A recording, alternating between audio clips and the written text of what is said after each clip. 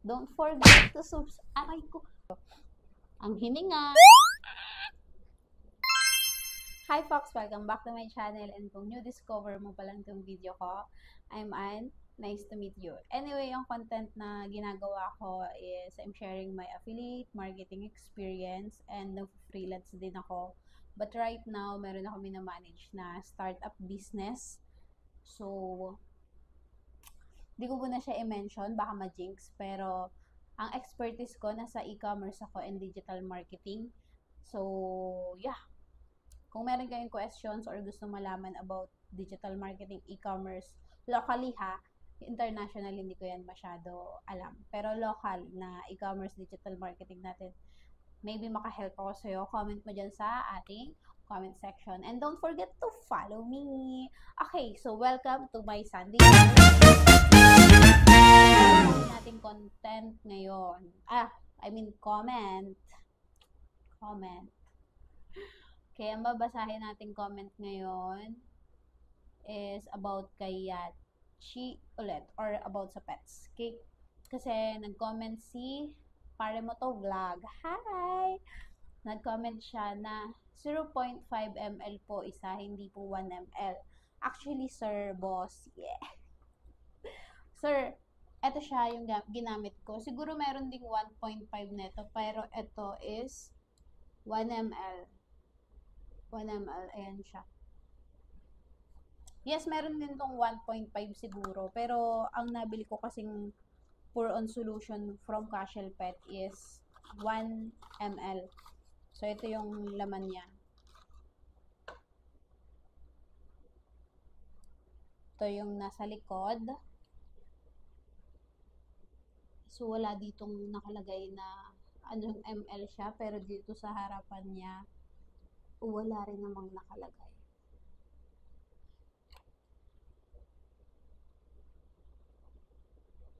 Pero, applicable weight, 10 kg. Ivermectin pour-on solution from Cashel Pet. 0.5% specification. So, ito ba yung tinutukoy mo na 0.5? Kasi ang nakalagay dito is 1 ml. So, ang thinking ko, if buong stick, 1 ml. Mali ba kung understanding?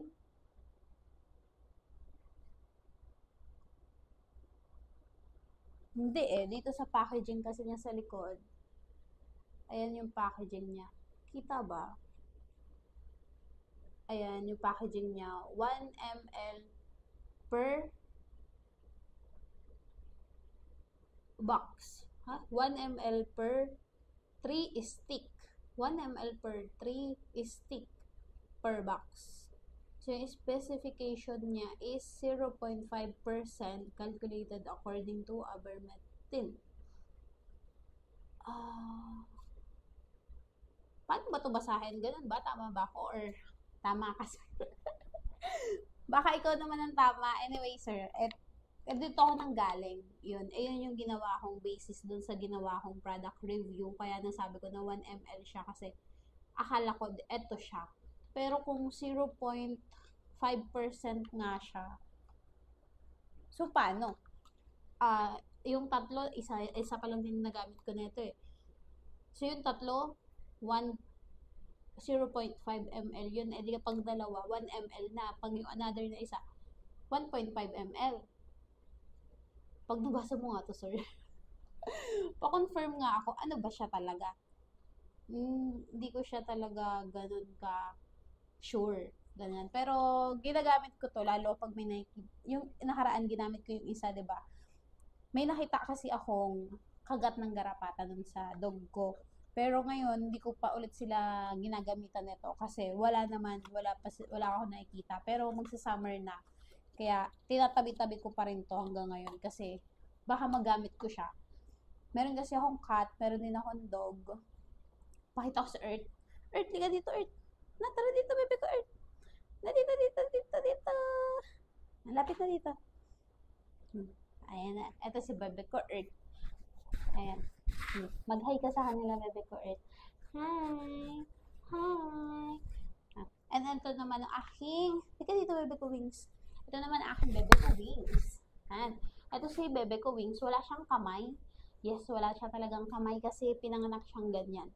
Wala talaga siyang kamay. Pero meron siyang invincible wings. Bango-bango mo. Bagong ligo kasi yan. Dahil Sunday, pinaliligo ako sila. And ito ang kanilang mama. Liga dito, Chikoy. Naka dito, Chikoy. Ayaw niya. Liga dito. Ayaw mo? Ayaw niya. Medyo masungit kasi yun si Yachi. Yung nanay niyang dalawang yan. Pero meron din ako dito pusa. Kaso, tulog siya. Kaya, next vlog ko na lang yun ipapakita. Pero yan yung mga pets ko.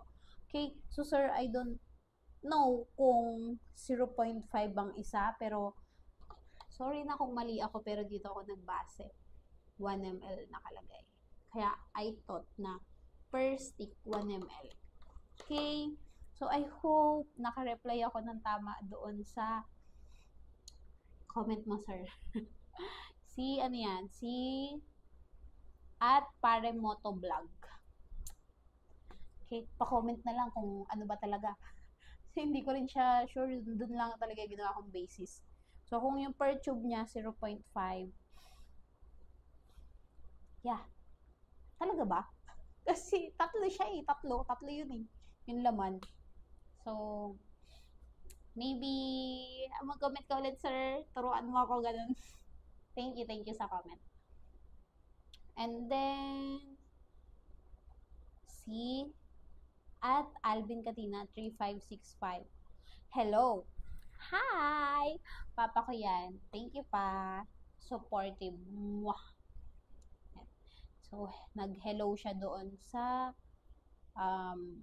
comment na binasya ko. Yeah. Hanggang ngayon may nagbabash pa din sa akin dyan.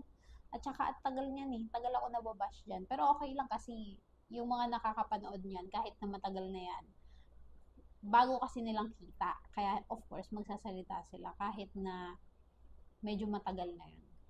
And then, eto namang, yung mga pets comment lang yung pansin ko muna ngayon para isang, parang linya lang, ganun, hindi maiba. So, nag-heart at Jenny Balasabas. Nag-heart siya. Thank you sa comments nyo and I hope mag-subscribe, hindi pala follow, no? So, mag-subscribe kayo dyan and don't forget to comment down below para naman meron tayong ichichika ulit next na Sunday. Yan. So, gusto ko talaga, hanggat may comment kayo, meron tayong Sunday diaries. Ganun talaga. Dahil wala na ako re-replyan ngayon na related dun sa topic na pet, o kasi yung iba dito hindi na related sa pets, kaya maiiba na yung flow. So, wala naman ako re-replyan na topic sa pets, kaya ipapakilala ko na lang ng maigi ang aking mga dogs. O, halika dito. Ayaw mo talaga? Sige, ikaw na lang. Ayaw talaga yung lumapit ni Yachi. Ipapakilala ko na nga siya ngayon eh. So, ito ang aking bebe kong Wings. Ayan. Ang haba yan. Simula leeg, puro leeg hanggang katawan. Ayan. Ganyan kalaki yung, ayan. Medyo nangingitim lang yung dito niya. Kasi, ayan yung ginagamit niyang pang, ganun niya. Kaya medyo nangingitim yung dyan niya. Yan. Pero healthy naman yung bebe kong yan. Ang kita mo, mag-hi ka sa kanila, bebe ko Wings. Healthy naman siya. And medyo may pagkamasungit to, tapos pagka mayroon silang narinig na hangin, ganun, kinakahulan nila ng kinakahulan. Sensitive sila sa noise. Mag-iingay sila talaga ng mag-iingay. Then, kapag kumahol din ito, akala mo meron akong Rottweiler dito sa bahay. Ganon. Ganyan kalaki yung kahol niya. Kasi babae sila lahat dito, kaya lahat sila may ingay. May ingay, di ba? Alam niyo yan, mga babae. Mga babae may ingay talaga. So, ayan ang character ng aking bebe Wings. So, ayaw talaga ni Yachi lumapit sa akin. Paano naman mapapakilala ang character? O, ikaw na lang, Earth. Ikaw na lang, Earth. Ika dito, Earth. Ganito dito.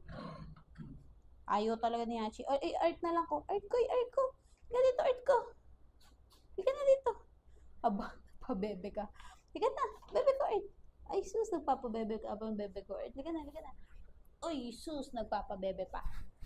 Ito naman, bebe ko Earth. Siya ang pinakabunsong anak ni Yachi at napaka-pabebe niya. Ikaw ay pabebe girl.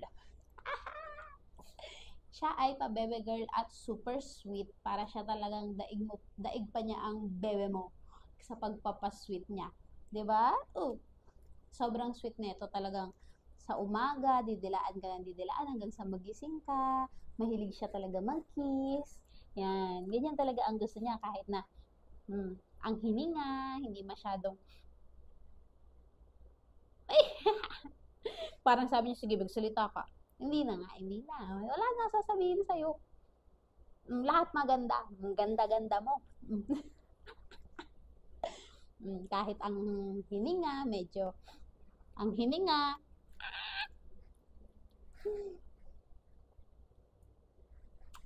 mahal na mahal ka yan. Ang hininga niyan, sabihin ko ba sa kanila amoy ng hininga mo?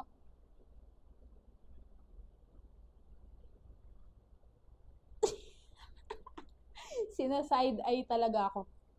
Sige, parang ganyan. Sige, sabihin mo. Siraan mo ako. Ganun ba? Hindi, hindi. Maganda lang talaga siya. Cute-cute mo. So, yan ang kanyang character. Tapos, pag kumahol to, akala mo naipit ang paa. Ganyan ang kahol niyan. Tapos, pagka si Yachi, yung nanay niya kakahol, binabatukan niyang ganon. Talagang dinudunggol niyang ganon. Ingay mo Parang ganon siya. So, siya ang pinaka-spoiled na dogo ngayon dito sa bahay. Spoiled yan. Pero ganda-ganda niya, oo. O, kita mo ang tenga niyan. Aba, paka-alert ng tenga niyan. Kasi may dumaan na tricycle. So, ganyan sila. Mga chihuahua sila, pero hindi sila yung chihuahua na nakita ninyo talaga na yung apple head.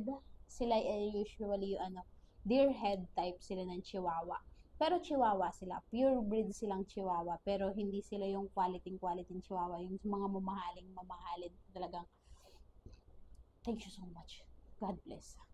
And, hindi sila yung mga imported na chihuahua. Talagang, dito sila na anak sa Philippines. Kaya, ganyan ang itsura nila. Pero chihuahua yan. Kita mo? Kilay pa lang yan. Kabog na, kabog na. Ang cute-cute niyan. Si Yachi, hindi ko talaga, Chikoy! Hindi ko talaga yan siya makuha. Ganito, Chikoy. Ayaw niya talaga lumapit. Unless kukunin ko siya. Kaso, pagka tumayo ako dito, tatakbo yan paakyat. Kasi ayaw niyang hinahawakan siya. Sobrang masungit si Yachi. Kasi nga, na siya, 5 years old na siya, matured na siya. Kasi, di ba ang dogs daw, every year, 7 years ang equivalent sa age nila nun. So, ilan na siya? 7, 14, 21. Bobo ko sa paano ba yan? Ano bang next sa 5 times 7 na lang. 5 times 7. So, 35 na si Yachi. Yeah. Chikoy, 35 ka na pala. Mas matanda ka pa sa akin. Kaya pala ganun siya ka-mature. Tapos napaka-protective niya. Sobrang mature. Mas matanda ka na pala sa akin sa edad mo. 35 na pala ang Yachi ko. Ako kasi, 28 pa lang ako. Ang Yachi ko pala ay 35. Nalik dito. Napapakita-kita dito sa vlog ko, Chikoy. Ayaw mo? Bibigyan mo kitang treats. Ayaw. Hindi talaga mauto. Dito. Ate, chika ya. Chika ya. Lapit na dito. Dito, chika. Na. Bibigyan ta treats. Ito na, chika ya. Ilabas mo daw. Sabi niya, ilabas mo. Di mo kung maluloko. Ito na, chika. Na dito, dali. Chika. Ito na, chika ya. Chika ya. Dika dito. Ito na. Nahuli kita. Ito ang Achikoy. Ayan. Nahuli ko siya kasi mukha tong treats. Mukha yan treats. Kiss din siya naman ng kiss. Sweet din naman to. Pero yun nga, may pagka masungit siya. Ayan. Ayan. Ito yung dog ko na nanganak nun na binash ako ng madami. Kasi nga, medyo bad daw yun touch. Too much touch sa chan. And hindi daw inahawakan yung baby. So, Chikoy, magbabay na tayo. Bye! Don't forget to subscribe. Aray ko,